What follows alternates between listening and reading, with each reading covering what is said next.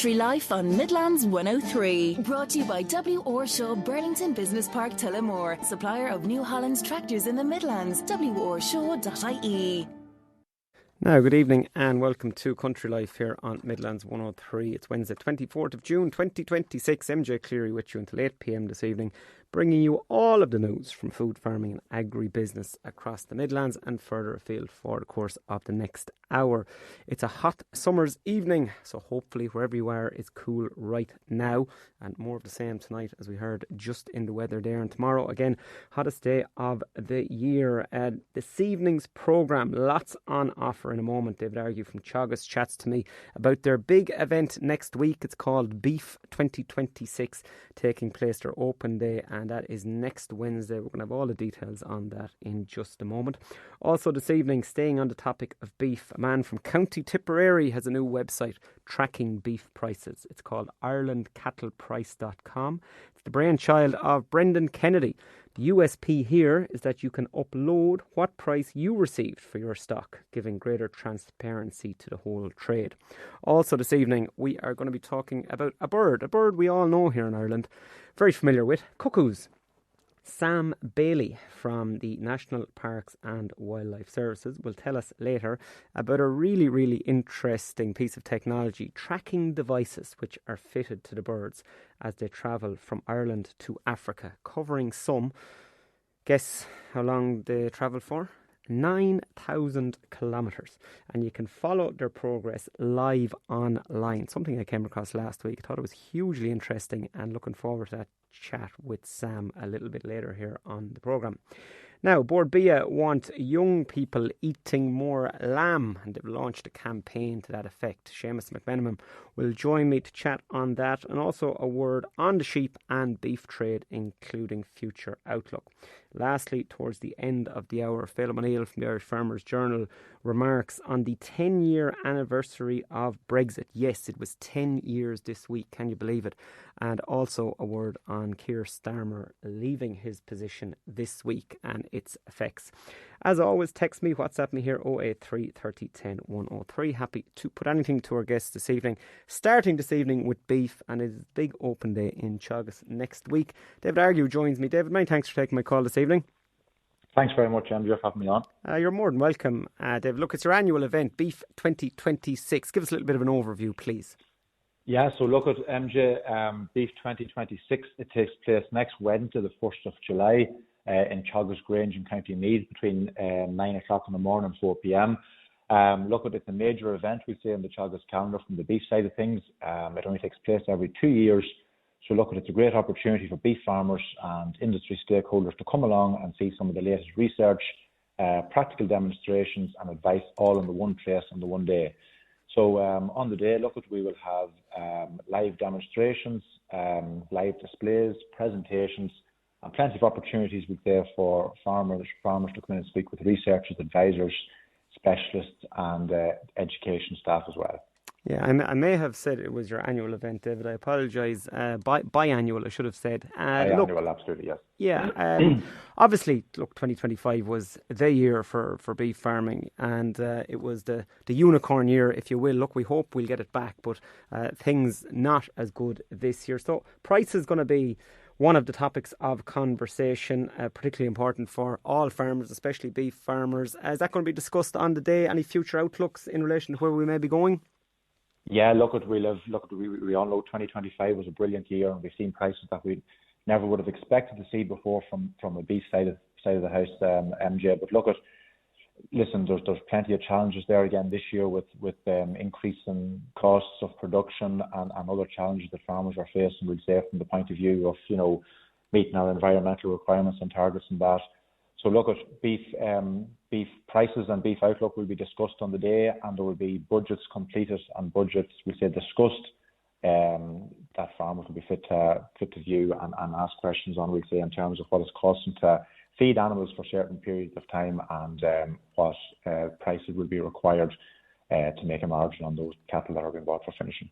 How is the day going to work then, David? Is different stands have different talks at different times? Do people walk around, choose what they wish, or is there a timetable to follow? What are the mechanics of it? So look at as they come in, first of all, in the morning time, MJ, there'll be 3 main stands. They'll be presented by Paul Crossan and some of the researchers up in Grange. And everybody will go through those 3 stands and hear what has to be said from that point of view. And then we'll be fit to, the groups will be fit to tier off into different sections. So there'll be a dairy calf to beef section. There'll be a suckling section, which will cover the whole area around, synchronization, breeding, hitting our KPI and hitting our targets. There'll be live demonstrations from a grassland management point of view from the Grass 10 team. And there'll also be a finishing demonstration as well. So we'll have some of the factories in to speak about, spec, carcass spec, and market outlook and bits and pieces like that. So lots and lots to see. We'll say from you get in till you get out, MJ. Yeah, 2025, obviously, with our beef prices, did see more emphasis put back on the suckler systems. I don't think I saw as many suckler open days towards the back end of 25 and early 26 as I did in the previous number of years, loads and loads of them, because people were making some money and people were talking about it. But it's interesting now, it's obviously going to be one of the mainstays of your day. And you just mentioned there, David, about synchronising cows or heifers, whatever the case may be, in a suckler system, and that emphasis on breeding and genetics. And really, I suppose that is where suckler farming, look, it's not where it needs to go. If you want to make money from it, just your genetics, your breeding has to be, excellent. Absolutely. Look, above all years, last year, farmers that were on top of their game and were running a really highly efficient system, they really did capitalise on that on the price last year and made the most of it. And I think above all years this year, with higher costs of production, we really need to be making the most out of what we have in our farm gate. So, getting animals bred, hitting those important KPIs, for example, our calving interval over 365 day, calf per cow per year, 6-week calving rate, all of them different things that result back in a profitable system will be discussed on the day, and they'll be there for farmers to, as I said, get, see some visual demonstrations and ask questions as they're being done. One of the other stands then, we're looking at dairy beef systems, and obviously look, lots and lots of info on dairy beef systems over the last number of years. Some farmers might be saying, look, I've been to these events and I've seen it, I know how to rear a calf, and I know what powder to give and what nuts to give, and I don't have much to learn in relation to that. What would you say to those farmers, David? Look, there's plenty of new research coming out from all different phases, we'll say, in the dairy calf to beef system. Let it be in the rearing process, let it be weaning, let it be that first summer grass. Look, I think it's important for farmers to come along and really see, what has been found on our demonstration farms, which is our farmers that are taking part in the Dairy Beef 500 programme. There's a lot of really good work going on with our Dairy Beef 500 team, and lots of results and lots of data coming back in that would indicate, what farmers could do better in the future to really make more out of the system. So look, as I said, all different aspects of the overall production system will be discussed on the day, and there'll be a good chance there to speak with the Dairy Beef 500 team or speak with some of the programme farmers within the team to see exactly what they're at. We're talking then about some of the villages, and I like the terminology here, technology villages. And something I notice when I go to any of these events now, or be it the ploughing or whatever the case may be, technology. It's just, you see it everywhere. How is AI going to come into farming? Different apps that can make your life easier. It's all around us now, and no doubt there's going to be lots on offer up at your open day on how technology is going to help farmers and how it's going to make their life easier. Absolutely, yes. So look at from a couple of different angles, we can look at this, MJ. From the whole area around, technologies from a grassland management point of view. So our grass measuring, applying our organic slurry or with low emission slurry spreading, the likes of the incorporation of white clovers or red clovers on swards, and then around the whole area, we say from a cattle breeding point of view. So again, synchronization, new heat technology aids, the likes of our sense hub, and all these things work, we say, with the environment, but they also work, we'll say, with from a labour point of view within any farming system to reduce the amount of labour and make things easier on the farm, that the overall system will run more effectively and more efficiently. Last one, David, just an interesting one I see here as I scroll down on the web page. Anaerobic digester. Visit the anaerobic digester plant. Very interesting, and not something people will see every day. Absolutely, yes. Look, we have researchers there that have been doing a lot of work with the anaerobic digester over the last number of years on Grange, and there'll be findings coming out from that and research coming out from that will be available on the day as well. And just absolutely, yes. Lastly, David, will you just give us a mention on the details, please, of the day and how people can attend? Yeah, so look, as I said, it's this day week, MJ, Wednesday the 1st of July, from 9 o'clock to 4 o'clock in the evening in Teagasc Grange. So Teagasc Grange is located between Trim and Dunshaughlin. The air code is C15PW93. Anybody can attend. Everybody's more than welcome to attend. There's no booking in or no registration or that beforehand. And look, if anyone that needs any further information, do contact your local Teagasc office or have a look on the Teagasc website for more details. And now lastly, David, tell me there's going to be some good beef burgers, Irish beef burgers available now on the day, I hope. Absolutely. Good beef burgers, surely. Supporting the beef side that day, definitely, MJ, yeah. Absolutely. Many thanks, David. Look, you're going to have a big day there and we'll speak to you again on the programme. Thanks, MJ. All the best. Thank you. David Argue there from Teagasc, and that is the event taking place next week, Teagasc Grange, the biannual event, and there is always a lot on offer there. I'm on the webpage here and I'm scrolling down and down, a huge amount available there on the given day, and I suppose whatever your interest is in beef, be it calf to beef or be it suckler or finishing or whatever whatever your area is at home, there is going to be something for you there, and it's 924 Teagasc Grange next week. Now, coming up after the break, we are going to be speaking to Seamus McMenamin from Board Bia. It's a new campaign they're launching to encourage the younger generation to eat more lamb. We're going to be talking about that in just a moment. Country Life on Midlands 103. With W.R. Shaw, family owned and serving the Midlands since 1982, we're Ireland's largest independent agri-dealer, specialising in New Holland tractors and parts. With over 40 years' experience, we provide top quality sales, service and support. Visit W.R. Shaw in Tullamore and Carlow or online at wrshaw.ie. And you're very welcome back to Country Life here in Midlands 103. Now we are moving on to the topic of lamb in particular, and we have Seamus McMenamin from Board Bia joining us. Seamus, many thanks for taking my call this evening. How are you? How are you getting on?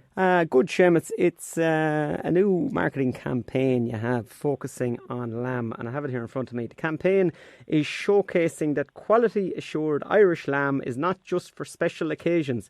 It's also great as a midweek choice for younger people. So I suppose that's the push, really, Seamus, getting younger people. Are we seeing that lamb as something that the older generation like more?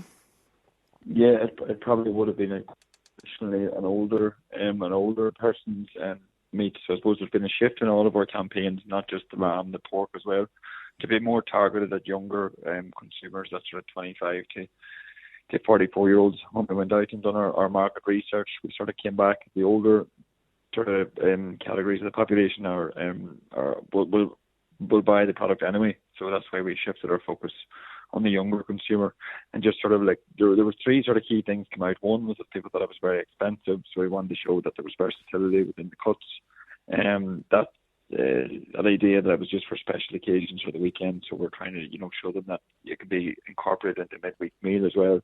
And then some people would just don't like the particular taste of lamb, so it's just about getting them to showcase how you can use it in a variety of methods and cooking techniques, and to put it back on the menu with the younger people. Yeah, that's something I've come across a little bit with, I suppose. Am I going to count myself young anymore? Am I in? Oh, I'm in the bracket. No, 25 to 44. I'm okay. So I'm allowed to call myself a younger consumer here. But it is something I would have heard over the years from usually friends of mine, their wives or girlfriends, that they didn't like the taste of lamb. And I love lamb. Think it's lovely. And I often wonder myself, is that some sort of a bit of a misconception that the people perceive they don't like it, but maybe they actually just haven't eaten that much of it in their adult life. Say that we probably all have a lot more lamb when we're younger. I know my own wife doesn't particularly like lamb, but my 4 children all love it. So maybe it's just when it's put in front of you, you will try it again. Yeah, I just it's interesting that popped up in it. When you're talking then about lamb, I suppose you're talking about cooking. younger generation, then, if we go to the younger scale of that 25 to 44, often referenced it here in the programme, but the Gen Zs are protein mad now. Gym and protein is what they're speaking about. And I suppose there's the big push for lamb. It is a natural, grass-reared product that is high in protein and very healthy. So there's a USP straight away. That's it, and it's full of vitamin stuff as well that you don't necessarily get elsewhere. And it is something like younger consumers tend to want something a little bit different as well, and that's why we've sort of played into for a new ad, and that's why we've been down the road of showcasing these other alternatives like stir fry, koftas, kebab, those sort of things that are really easy and quick to cook. When we're talking about this advertising campaign, then Seamus, what fields are you advertising in? Where are you trying to ensure that this generation sees it? Are you social media, or is it a different format? What way do you go about it? Yeah, probably our older campaigns would have been very much TV ad, but this time we've moved on to more of a suite of it. So we're still doing a little bit on TV, but then we've moved on to your video on demand, and YouTube and things, and then have moved into also like digital audio and social media as well. So it's turning up with a lot of touch points. Really consumers get maybe seeing the ad in a different format in 2 or 3 different channels. So it's just to give that greater recall. Now, we did have the pork campaign that was done earlier in the year, sending a target audience, and then it had a very positive impact in terms of the recall and the impact on how willing people were to buy quality assured pork. So we're hoping for the same bounce now for the lamb category out of it. Yeah, I suppose the advertising and the marketing is interesting and how it's moved. Years ago, if an ad on television was going to be the be all and end all, and now it is your social media channels and it's your influencers and these paid promotions and whatnot that get the most bang for your buck. It's a very changing landscape when it comes to marketing our products now, be it or beef or sheep meat or whatever the case may be. Yeah, that's a new. I think they talk about at least 3 touch points to really get traction. So that's why you sort of spread yourself across channels. People are, they absorb so much media and so much advertising. It's important that you're turning up on all the channels. Just on future outlook, Seamus, when I have you, speaking of lamb, we're talking about lamb, and look, sheep price is good at the moment. Sheep farmers are happy. What's the outlook? Staying where they are, a little bit of a bounce perhaps, or going the direction we don't want it to go? What's the word? Well, there's a little bit of general pressure on the market. Just the prices are still very strong. Like you're still talking like $9.30, $9.40 a kilo, plus your quality assurance bonus on top of that. So they are coming under a little bit of pressure, which is typical of the time of year. As we move into the summer months, and then our peak supply starts to come. And it's probably the reason why we target this time of the year for our lamb ad as well. Just whenever the lamb, a lot of lambs coming on the market to try and get consumers to buy it at that stage. And then we go out again in September then with another burst of activity as well, just as people go back to school and things to put it back on the consumer's mind. Moving across to beef then, Seamus, my first guest, David Argue from Teagasc, they have their big beef event taking place in Grange next Wednesday, Beef 2026. And I said to him at the outset, I suppose the first thing beef farmers are going to be talking about on that day is prices and how they would like them to be stronger. Have we a word on that? What's the news in relation to the beef trade?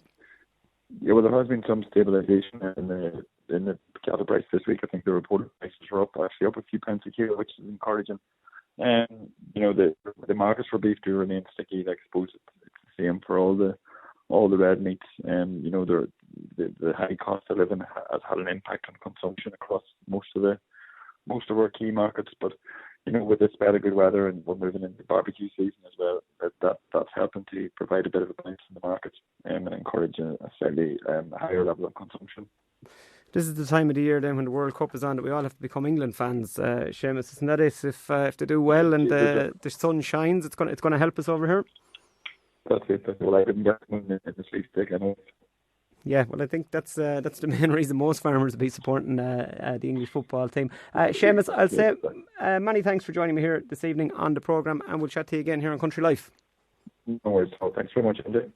Seamus McMenamin there from Board Bia, and just apologies on reception there, we were bouncing in and out a little bit with Seamus.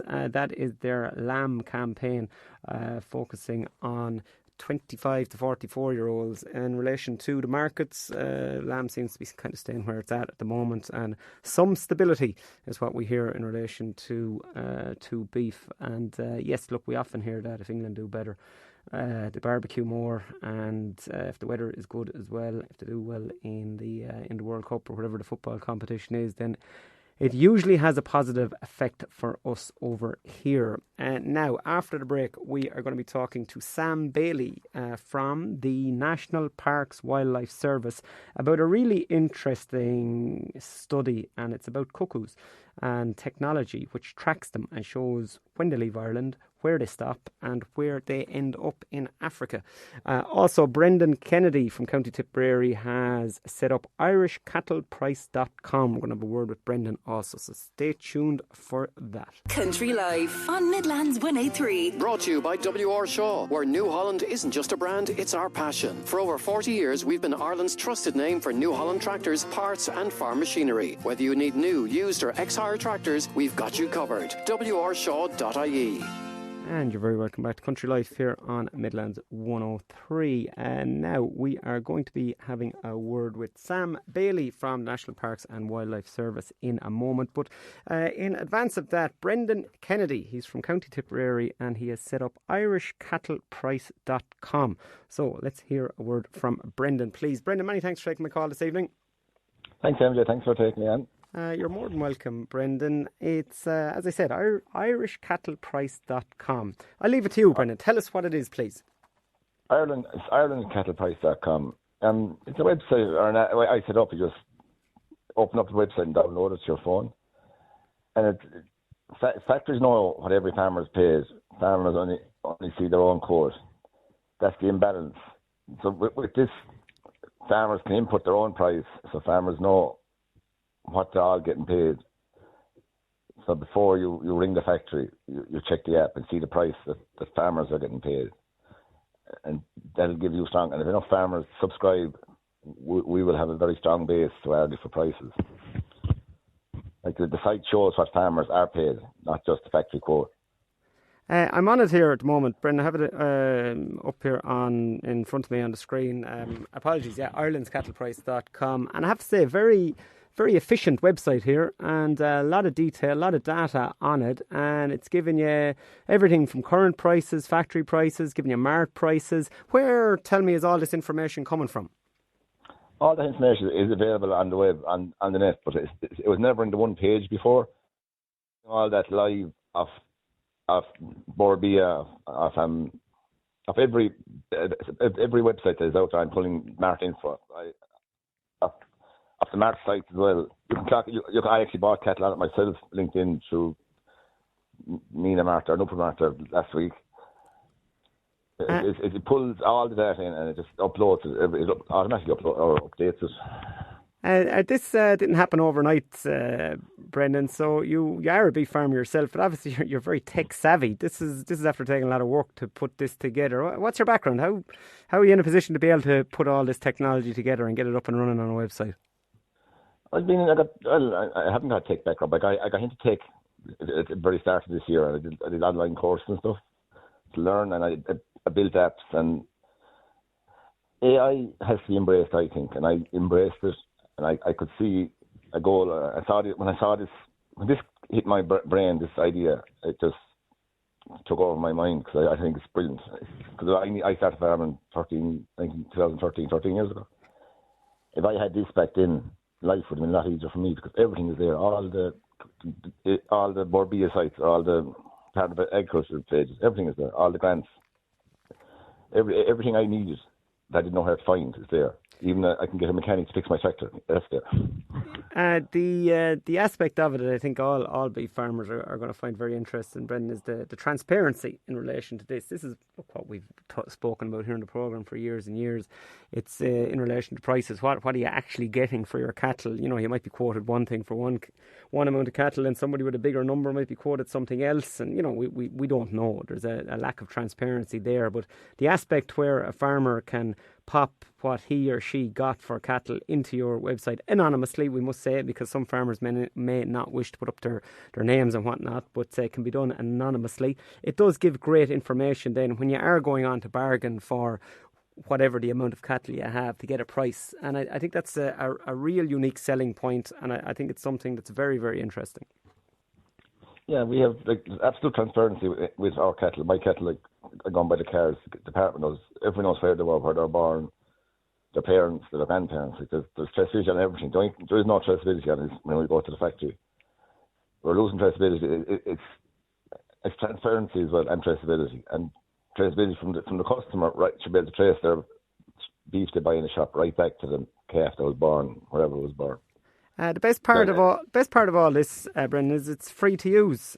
So are you planning on charging farmers at some stage? Is it going to be a paid platform, or how are you going to make money from this? Are you going to stay doing it for free? It'll always be free to the farmer, 100%. Because I know farmers will pay, and they shouldn't have to pay, because this is a tool for farmers. Maybe I'll make you pound if I sell some advertising, but I don't know, but it hasn't cost me a whole lot yet. And I'm happy to do it. But if I get a bit of advertising, you'll be happy. Just say the name of the website again, Brendan. I don't want to get it wrong. Say it for farmers. IrelandCattlePrice.com. IrelandCattlePrice.com. People can log in and have a look. Brendan, we'll say many thanks to you for setting it up, giving a bit of transparency there to the beef sector, and hopefully it goes from strength to strength for you. Thanks, MJ. It was great to have you. And just remember, check the price before you sell. Absolutely. IrelandCattlePrice.com. Good advice. Thanks, Brendan. Now, moving across, I mentioned before the break that we were going to be speaking to Sam Bailey. Sam is from the National Parks and Wildlife Service, and I'm hoping I have Sam on the line. Sam, do we have you? Yep, I'm here. We do. Good. Sam, many thanks for joining me this evening on the programme. And I said to farmers earlier, well, listeners, not just farmers, but listeners here from around the Midlands, there may be rural dwellers, may not, maybe from towns.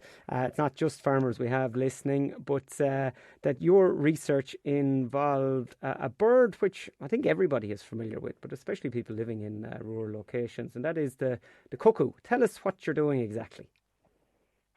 So in 2023, we started a project tracking cuckoos to basically try and find out what they do when they're not here in Ireland. That was the main focus. They look at their migration routes, where they spend the winter, the timings, where they have their important stop-offs for refueling, and basically to try and understand, is the migration a key factor in what's happening to the cuckoos, because we've seen a 27% decline in the numbers of cuckoos across Ireland over the last 40 years. Now, I am going to ask you a couple of questions, Sam, which people may be wincing at, because my knowledge of the cuckoo is pretty much zero. Okay. I may not even be able to pick out a picture of a cuckoo. But I am aware that they leave Ireland, they travel a long distance. So let's start with the basics. When does the cuckoo leave Ireland, and where exactly do they go? So the cuckoos arrive here in about April. So usually it's sort of middle to end of April, and they actually only stay here for about 4 to 6 weeks. The adult cuckoos, they come in, mate, and so breed, mate, lay their eggs, and then they head straight back off again. Right about now, we'll probably be having the last few cuckoos still on territory in Ireland, but most of them have already started to leave or already have left. Okay, and next question then, Sam, is where exactly do they go to? Do they all go to the one place or a specific region, or where are we talking about? Well, the research that has been done in the UK over the last 15 years certainly suggests that almost all the cuckoos end up going to the Congo Basin, which is in south of the Sahara, the rainforest there, where you've probably seen documentaries with mountain gorillas. That's where our cuckoos go for the winter. And the 3 that we tagged in Killarney National Park in 2023, all 3 of them went to the Congo Basin. And we tagged another one in Cork last year, and that one too ended up going to the same general area. And this year we've tagged 2 more, one in the Burren and one in Wicklow, and they're currently on their way south at the moment.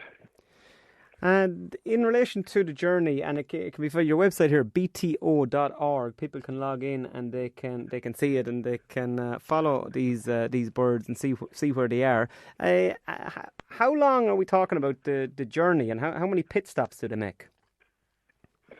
So they generally make 2 major pit stops en route.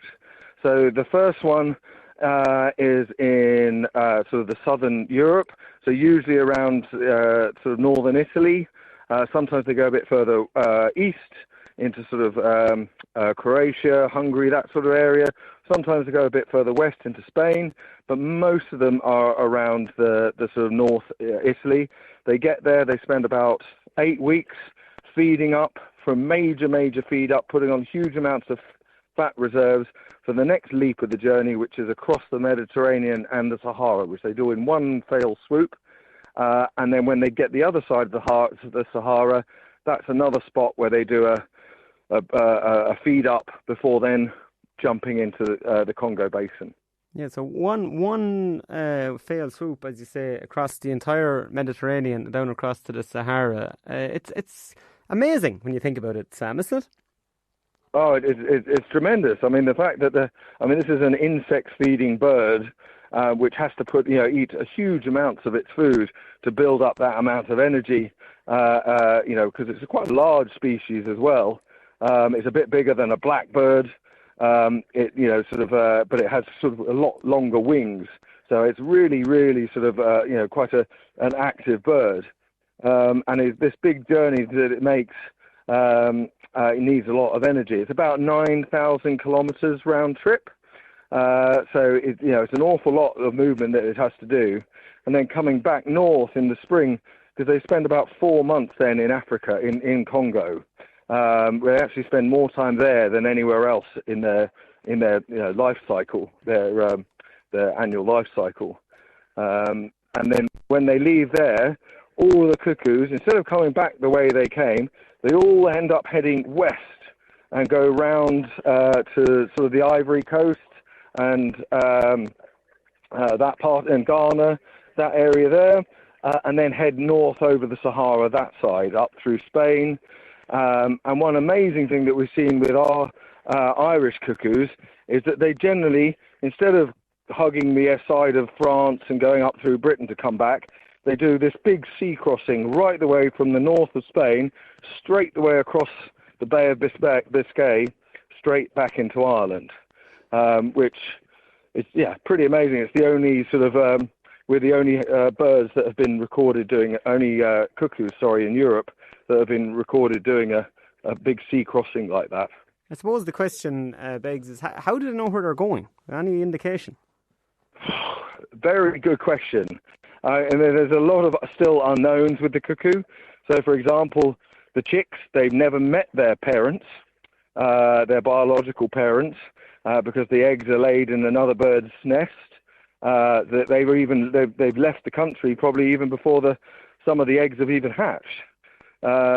So how those chicks know in the first place that they have to migrate south in the autumn and for the winter is still real sort of mystery.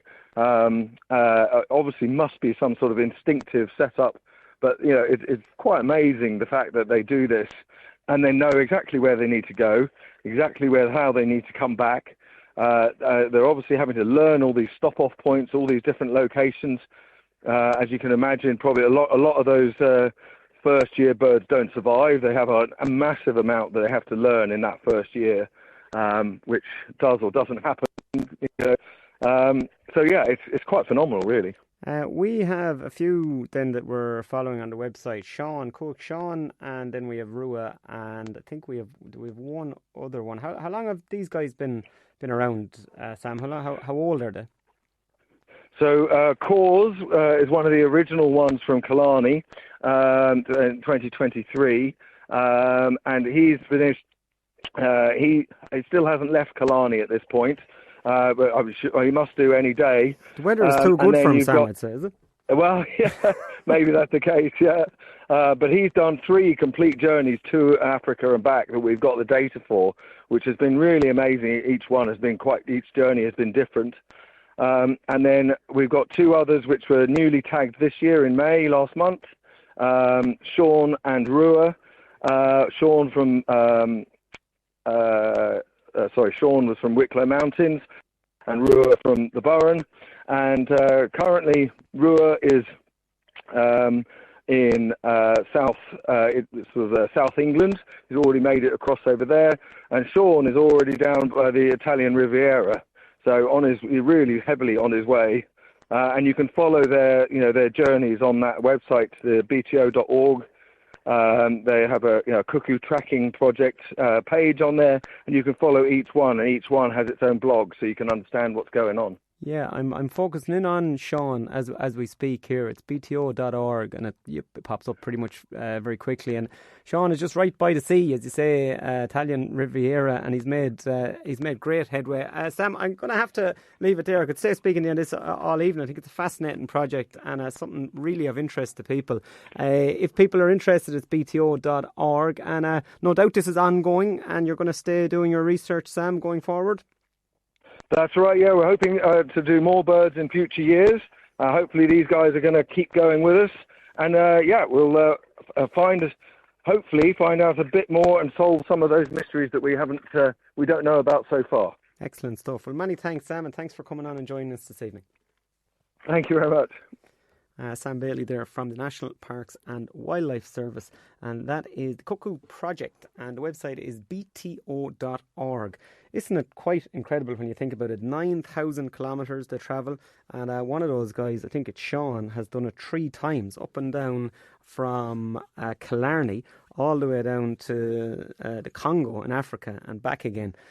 Without any navigation whatsoever. Some people, myself included, I'd get lost if I was trying to find somebody in County Offaly, let alone head down towards that part of the world without any directions. Truly amazing. And that is, as I said, in bto.org is the website.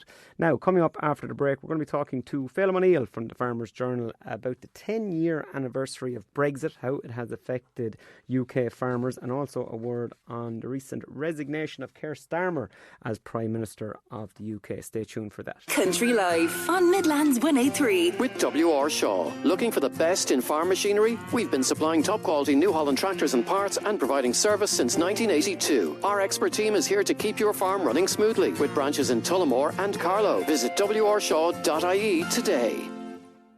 And you're very welcome back to Country Life here on Midlands 103. Slight technical issue with Phelim O'Neill from the Irish Farmers Journal, so we're just going to take a little musical interlude for a moment. I'm going to be back with you shortly when I get Phelim up and running. And you're welcome back to Country Life here on Midlands 103. Little musical interlude there. I don't get to play music too often, but the odd time that we do, I always enjoy it. Days Like This by Van Morrison. And now I should have Phelim O'Neill from the Irish Farmers Journal on the line. Let's see. Phelim, do we have you loud and clear?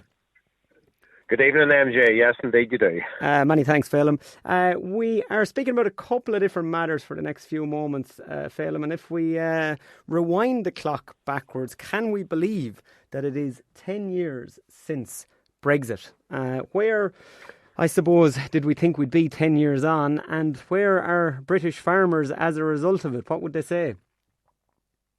Yeah, I don't think there's very many people that would still, apart from people that have a very strong political view on it, but I think from a business or a farming point of view, I think there are very, very few people that would say the UK is better off with Brexit than they were beforehand. Now, that said, I suppose the reality of commercial life and farming and every other aspect is you deal with what's in front of you, you deal with what you have.